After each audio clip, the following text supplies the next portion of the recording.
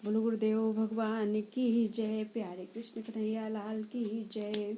बैसाख मास में स्नान, तर्पण और श्री माधव पूजन की विधि एवं महिमा।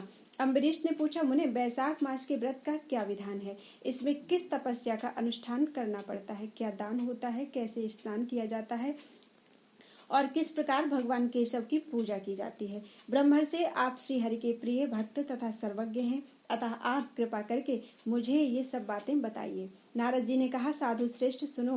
बैसाख मास में जब सूर्य मेष राशि पर चले जाएं तो किसी बड़ी नदी में, नदी रूप तीर्थ में, नद में, सरोवर में, झरने में, देवकुंड में, स्वतः प्राप्त हुए किसी भी जलाशय में, बावड़ी में अथवा कुएं आदि पर जाकर नियम पूर्वक भगवान श्री विष्णु का स्मरण करते हुए स्नान करना चाहिए। स्नान के पहले निम्नांकित श्लोक का उच्चारण करना चाहिए। यथाते माधवो माशो बल्लभो मधुसूदन प्रातः स्नाने में तस्मिन् फलतः पापहा भव। मधुसूदन, माधव, बैसाख मास आपको विशेष प्रिय है, इसलिए इसमें प्रातः स्नान करने से आप शास्त्रोक्त फल के देने वाले हों और मेरे पापों का नाश कर दें। इस प्रकार कहकर मौन भाव से उस तीर्थ के किनारे अपने दोनों पैर धो लें। फिर भगवान नारायण का स्मरण करते हुए विधि पूर्वक स्नान करें। स्नान की विधि इस प्रकार है। विद्वान पुरुष को मूल मंत्र पढ़कर तीर्थ की कल्पना कर लेनी चाहिए। ओम नमो नारायणाय, यह मंत्र ही मूल मंत्र कहा गया है। पहले हाथ में कुश लेकर विधि पूर्वक आचमन करें तथा मन और इंद्रियों को संयम में रखते हुए बाहर भीतर से पवित्र रहे। फिर 4 हाथ का चौकोर मंडल बनाकर उसमें निम्नांकित मंत्रों द्वारा भगवती श्री गंगा जी का आवाहन करें।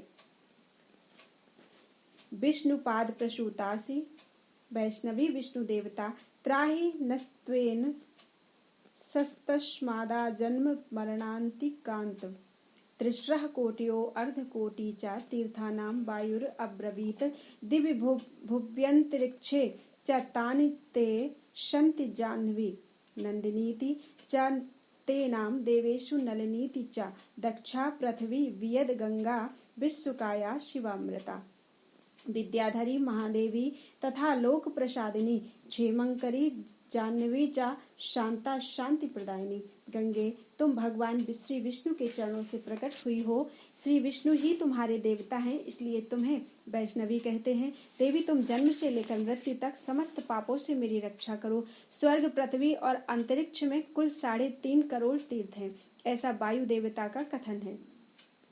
माता जाह्नवी, वे सभी तीर्थ तुम्हारे अंदर मौजूद हैं। देवलोक में तुम्हारा नाम नंदिनी और नलिनी है। इनके सिवा दक्षा, पृथ्वी, वियदगंगा, विश्वकाया, शिवा, अमृता, विद्याधरी, महादेवी, लोक प्रसादिनी, क्षेमंकरी, जाह्नवी, शांता और शांति प्रदायिनी आदि तुम्हारे अनेकों नाम हैं।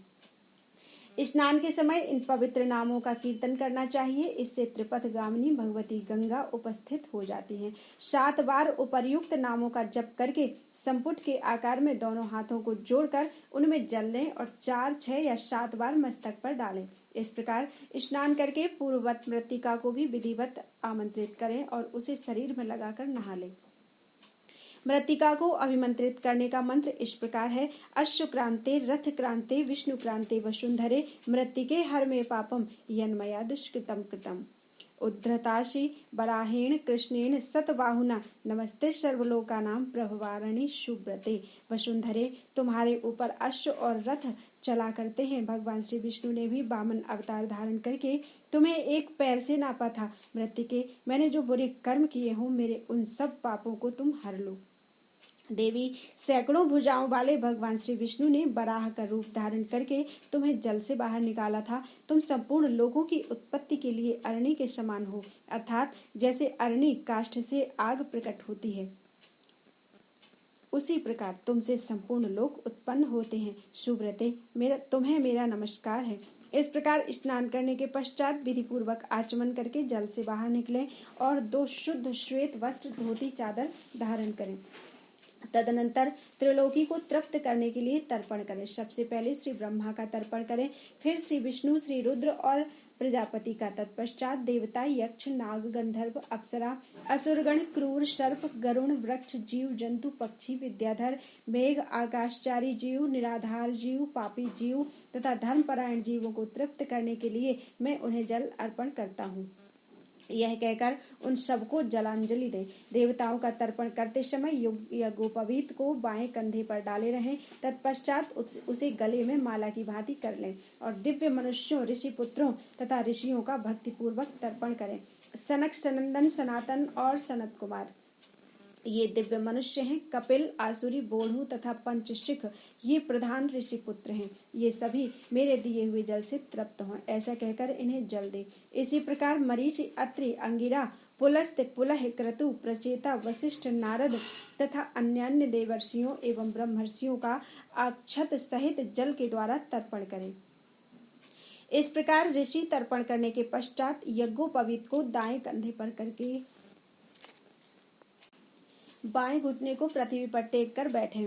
फिर अग्निश्वात, सौम्य, हविष्मान, उस्मप, काव्यवाट, अनल, बर्हिषद, पिता, पितामह आदि तथा मातामह आदि सब लोगों का विधिवत तर्पण करके निम्नांकित मंत्र का उच्चारण करें। ये बांधवा बांधवा ये अन्य जन्मनि बांधवा ते तृप्तम अखिला यान्तु ये अप्यस्म तोये कांक्षिणः। जो लोग मेरे बांधव ना हो, जो मेरे बांधव हों तथा दूसरे किसी जन्म में मेरे बांधव रहे हों, वे सब मेरे दिए हुए जल से तृप्त हों। उनके सिवा और भी जो कोई प्राणी मुझसे जल की अभिलाषा रखते हों, वे भी तृप्ति लाभ करें।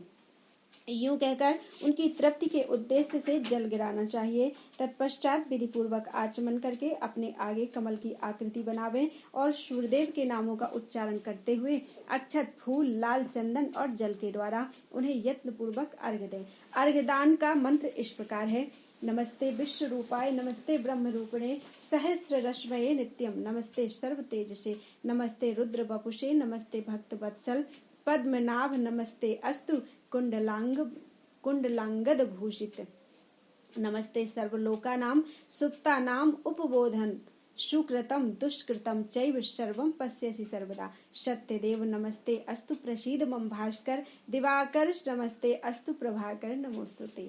भगवान सूर्य, आप विश्वरूप और ब्रह्म स्वरूप हैं। इन दोनों रूपों में आपको नमस्कार है। आप सहस्रों किरणों से सुशोभित और सबके तेज रूप हैं, आपको सदा नमस्कार है। भक्त वत्सल रुद्र रूपधारी आप परमेश्वर को बारंबार नमस्कार है। कुंडल और अंगद आदि आभूषणों से विभूषित पद्मनाभ, आपको नमस्कार है। भगवान, आप सोए हुए संपूर्ण लोगों को जगाने वाले हैं, आपको मेरा प्रणाम है। आप सदा सबके पाप पुण्य को देखा करते हैं। सत्यदेव, आपको नमस्कार है। भास्कर, मुझ पर प्रसन्न होइए। दिवाकर, आपको नमस्कार है। प्रभाकर, आपको नमस्कार है। इस प्रकार सूर्यदेव को नमस्कार करके 7 बार उनकी प्रदक्षिणा करें। फिर द्विज, गौ और सुवर्ण का स्पर्श करके अपने घर में जाएं। वहां आश्रमवासी अतिथियों का सत्कार करें तथा भगवान की प्रतिमा का पूजन करें। राजन, घर में पहले भक्तिपूर्वक जितेंद्रिय भाव से भगवान गोविंद की विधिवत पूजा करनी चाहिए। विशेषतः वैशाख के महीने में जो श्री मधुसूदन का पूजन करता है, उसके द्वारा पूरे 1 वर्ष तक श्री माधव की पूजा संपन्न हो जाती है। वैशाख मास आने पर जब सूर्यदेव मेष राशि पर स्थित हों, तो श्री केशव की प्रसन्नता के लिए उनके व्रतों का संचय करना चाहिए। अपने अभीष्ट की सिद्धि के लिए अन्न, जल, शक्कर, धेनु तथा तिल की धेनु आदि का दान करना चाहिए। इस कार्य में धन की कंजूसी उचित नहीं है। जो समूचे वैशाख भर प्रतिदिन सवेरे स्नान करता है, जितेंद्रिय भाव से रहता है, भगवान के नाम जपता है और हविष्य भोजन करता है, वह सब पापों से मुक्त हो जाता है। जो वैशाख मास में आलस्य त्याग कर एक भुक्त 24 घंटे में 1 बार भोजन, नक्त व्रत केवल रात में 1 बार भोजन अथवा अयाचित व्रत बिना मांगे मिले हुए अन्न का एक समय भोजन करता है, वह अपनी संपूर्ण अभीष्ट वस्तुओं को प्राप्त कर लेता है। वैशाख मास में प्रतिदिन 2 बार गांव से बाहर नदी के जल में स्नान करना, हविष्य खाकर रहना, ब्रह्मचर्य का पालन करना, पृथ्वी पर सोना, नियम पूर्वक रहना, व्रत, दान, जप, होम और भगवान मधुसूदन की पूजा करना, ये नियम हजारों जन्मों के भयंकर पाप को भी हर लेते हैं। जैसे भगवान माधव ध्यान करने पर सारे पाप नष्ट कर देते हैं, उसी प्रकार नियम पूर्वक किया हुआ माधव मास का स्नान भी समस्त पापों को दूर कर देता है। प्रतिदिन तीर्थ स्नान, तिलों द्वारा पितरों का तर्पण, धर्म घट आदि का दान, श्री मधुसूदन का पूजन, ये भगवान को संतोष प्रदान करने वाले हैं। वैशाख मास में इनका पालन अवश्य करना चाहिए। वैशाख में तिल, जल, सुवर्ण, अन्न, शक्कर, वस्त्र, गौ, जूता, छाता, कमल या शंख तथा घड़े, इन वस्तुओं का ब्राह्मणों को दान करें। तीनों संध्याओं के समय एकाग्र चित्त हो विमल स्वरूपा साक्षात भगवती लक्ष्मी के साथ परमेश्वर श्री विष्णु का भक्ति पूर्वक पूजन करना चाहिए। सामयिक फूलों और फलों से भक्ति पूर्वक श्री हरि का पूजन करने के पश्चात यथाशक्ति ब्राह्मणों की भी पूजा करनी चाहिए। पाखंडियों से वार्तालाप नहीं करना चाहिए। जो फूलों द्वारा विधिवत अर्चन करके श्री मधुसूदन की आराधना करता है वह सब पापों से मुक्त होकर परम पद को प्राप्त होता है। श्री नारद जी कहते हैं, राजेंद्र सुनो, मैं संक्षेप से माधव के पूजन की विधि बतला रहा हूँ। महाराज, जिनका कहीं अंत नहीं है, जो अनंत और अपार हैं, उन भगवान अनंत की पूजा विधि का अंत नहीं है। श्री विष्णु के पूजन 3 प्रकार का होता है, वैदिक, तांत्रिक तथा मिश्र। तीनों के ही बताए हुए विधान से श्री हरि का पूजन करना चाहिए। वैदिक और मिश्र पूजन की विधि ब्राह्मण आदि 3 वर्णों के ही लिए बताई गई है, किंतु तांत्रिक पूजन विष्णु भक्त शूद्र के लिए भी विहित है। साधक पुरुष को उचित है कि शास्त्रोक्त विधि का ज्ञान प्राप्त करके एकाग्र चित्त हो ब्रह्मचर्य पालन करते हुए श्री विष्णु का विधिवत पूजन करें। भगवान की प्रतिमा 8 प्रकार की मानी गई है। शिलामयी, धातुमयी, लोहे की बनी हुई, लीपने योग्य मिट्टी की बनी हुई, चित्रमयी, बालू की बनाई हुई, मनोमयी तथा मणिमयी। इन प्रतिमाओं की प्रतिष्ठा 2 प्रकार की होती है, एक चल प्रतिष्ठा और दूसरी अचल प्रतिष्ठा। राजन, भक्त पुरुष को चाहिए कि वह जो कुछ भी सामग्री प्राप्त हो उसी से भक्ति भाव के साथ पूजन करे। प्रतिमा पूजन में स्नान और अलंकार ही अभीष्ट हैं, अर्थात भगवत विग्रह को स्नान कराकर पुष्प आदि से श्रृंगार कर देना ही प्रधान सेवा है। श्री कृष्ण में भक्ति रखने वाला मनुष्य यदि केवल जल को भी भगवान को अर्पण करे तो वह भी उनकी दृष्टि में श्रेष्ठ है। फिर गंध, धूप, पुष्प, दीप और अन्न आदि का नैवेद्य अर्पण करने पर तो कहना ही क्या है। पवित्रता पूर्वक पूजन की सारी सामग्री एकत्रित करके पूर्वाग्र कुशों का आसन बिछाकर उस पर बैठें। पूजन करने वाले का मुख उत्तर दिशा की ओर या प्रतिमा के सामने हो। फिर पाद्य, अर्घ्य, स्नान तथा अर्हण आदि उपचारों की व्यवस्था करें। उसके बाद कर्णिका और केसर से सुशोभित अष्टदल कमल बनावे और उसके ऊपर श्रीहरि के लिए आसन रखें। तदनंतर चंदन, उशीर, कपूर, केसर तथा अर्गजा से सुभाषित जल के द्वारा मंत्र पाठ पूर्वक श्रीहरि को स्नान कराएं।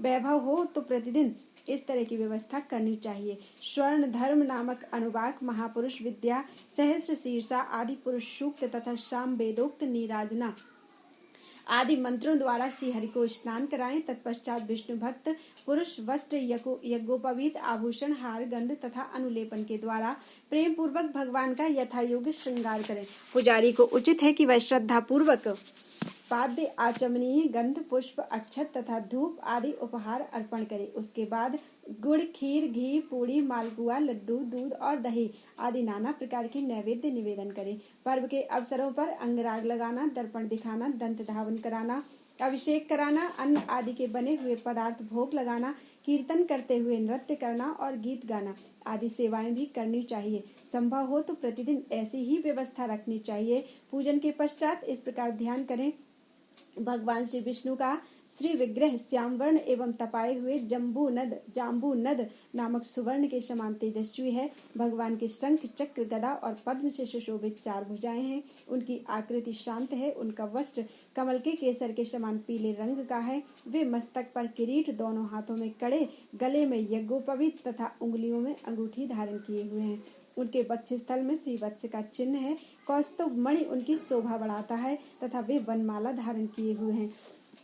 इस प्रकार ध्यान करते हुए पूजन समाप्त करके घी में डुबोई हुई समिधाओं तथा हविष्य द्वारा अग्नि में हवन अर्पण करें।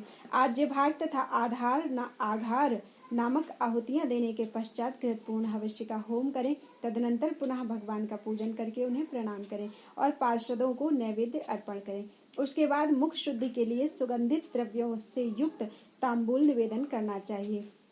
फिर छोटे बड़े पौराणिक तथा अर्वाचीन स्तोत्रों द्वारा भगवान की स्तुति करके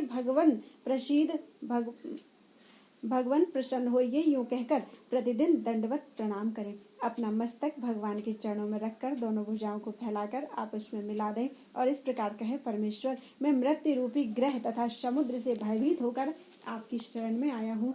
आप मेरी रक्षा कीजिए। तदनंतर भगवान को अर्पण की हुई प्रसाद माला आदि को आदर पूर्वक सिर पर चढ़ाएं तथा यदि मूर्ति विसर्जन करने योग्य हो तो उसका विसर्जन भी करें। ईश्वरीय ज्योति को आत्म ज्योति में स्थापित कर लें। प्रतिमा आदि में जहाँ भगवान का चरण हो वही श्रद्धा पूर्वक पूजन करना चाहिए तथा मन में यह विश्वास रखना चाहिए कि जो संपूर्ण भूतों में तथा मेरे आत्मा में रम रहे हैं वे ही सर्वात्मा परमेश्वर इस मूर्ति में विराजमान हैं। इस प्रकार वैदिक तथा तांत्रिक क्रिया योग के मार्ग से जो भगवान की पूजा करता है वह सब ओर से अभीष्ट सिद्धि को प्राप्त होता है। श्री विष्णु प्रतिमा की स्थापना करके उसके लिए सुदृढ़ मंदिर बनवाना चाहिए तथा पूजा कर्म की सुव्यवस्था के लिए सुंदर फुलवाड़ी भी लगवानी चाहिए। बड़े बड़े पर्वों पर तथा प्रतिदिन पूजा कार्य का भली भांति निर्वाह होता रहे, इसके लिए भगवान के नाम से खेत, बाजार, कस्बा और गांव आदि भी लगा देने चाहिए। यूं करने से मनुष्य भगवान के सायुज्य को प्राप्त होता है। भगवद विग्रह की स्थापना करने से, सार्वभौम सम्राट के पद को मंदिर बनवाने से, तीनों लोकों के राज्य को पूजा आदि की व्यवस्था करने से, ब्रह्मलोक को तथा इन तीनों कार्यों के अनुष्ठान से मनुष्य भगवत सायुज्य को प्राप्त कर लेता है। केवल अश्वमेध यज्ञ करने से किसी को भक्ति योग की प्राप्ति नहीं होती। भक्ति योग को तो वही प्राप्त करता है जो पूर्वोक्त रीति से प्रतिदिन श्रीहरि की पूजा करता है। राजन, वही शरीर शुभ कल्याण का साधक है जो भगवान श्री कृष्ण को साष्टांग प्रणाम करने के कारण धूल धूसरित हो रहा है। नेत्र भी वे ही अत्यंत सुंदर हैं और तपह शक्ति से संपन्न है जिनके द्वारा श्रीहरि का दर्शन होता है। वही बुद्धि निर्मल और चंद्रमा तथा शंख के समान उज्ज्वल है जो सदा श्री लक्ष्मीपति के चिंतन में संलग्न रहती है तथा वही जिह्वा मधुर भाषिणी है जो बारंबार भगवान नारायण का स्तवन किया करती है। स्त्री और शूद्रों को भी मूल मंत्र के द्वारा श्रीहरि का पूजन करना चाहिए तथा अन्यान्य वैष्णव जनों को भी गुरु की बताई हुई पद्धति से श्रद्धा पूर्वक भगवान की पूजा करनी उचित है। राजन, यह सब प्रसंग मैंने तुम्हें बता दिया। श्री माधव का पूजन परम पावन है। विशेषतः वैशाख मास में तुम इस प्रकार पूजन अवश्य करना। सूत जी कहते हैं, महर्षिगण, इस प्रकार पत्नी सहित मंत्रवेत्ता महाराज अम्बरीश को उपदेश देकर उनसे पूजित होकर विदा लेकर देवर्षि नारद जी वैशाख मास में गंगा स्नान करने के लिए चले गए। लोक में जिनका पावन श्रेष्ठ फैला हुआ था उन राजा अम्बरीश ने भी मुनि की बताई हुई वैशाख मास की विधि का पुण्य बुद्धि से पत्नी सहित पालन किया। बोलो वृंदावन बिहारी लाल की जय।